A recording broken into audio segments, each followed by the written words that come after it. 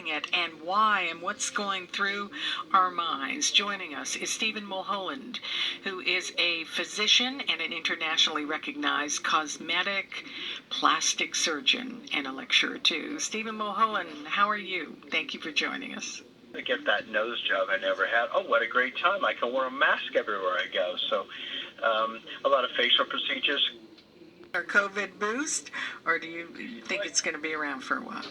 I think that the aesthetic medical space, plastic surgery, has been on a double-digit growth. I opened Spa Medic in 1996, 97, double-digit growth every year since then, literally 1,800%, 25 years. So there has never been a quarter, never a downturn economy, post 9/11, SARS, H1N1, 2008, where people still didn't come to get their procedures. So I think this is a temporary, I'm going to take advantage of working from home, being furloughed, getting paid to recover and working online, wearing a mask, doing a facial procedure. So yeah, I think surgery's up about 50 to 100% some practices, but that's a temporary boom. We'll go back to double-digit, good old-fashioned double-digit growth, where in Toronto, we have never, in 25 years, I've never had a negative quarter of growth. It's just a steady growth in boomers and now millennials adopting sort of the concept that whether it's for a job, finding a significant other, feeling good about something, or the vanity culture we live in, be it right or wrong, you could say, well, why are we so focused on beauty? And because we know fundamentally, be it right or wrong, the book is judged by the cover. And if you want to get read, you're going to have a better cover sometimes, or get a new job, or find a new spouse. So that's the reasons people rationalize it. All right. Well, let me ask you, I did think of cosmetic surgery after this pandemic, and were people concerned about safety, or has that all been handled here?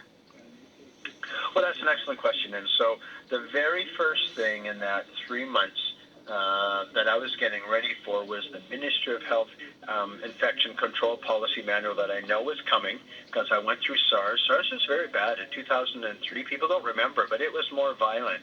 People got sicker than with COVID. But it didn't spread as easily as you knew who was violently ill. But we had plexiglass up, we had all our prevention, we had mitigation, we had masks, we had temperature testing. So I knew that was all coming. And I also knew, having been through this 3 or 4 times, that first of all, I had to inspire confidence and safety in our staff, that it was safe to return, and then in patients. And so we developed this thing called the SAFE filter, injection filter. It's kind of a small snorkel you breathe through with a little right angle on it, and it filters 100% of all viral particles, both inspired and expiratory.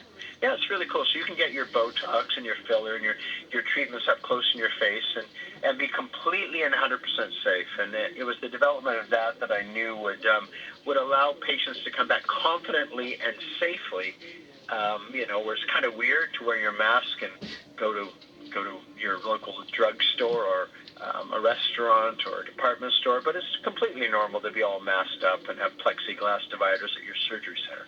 Now, people are used to it. Let me ask you, we're almost out of time. Is this men? Is this women? I mean, is there any change?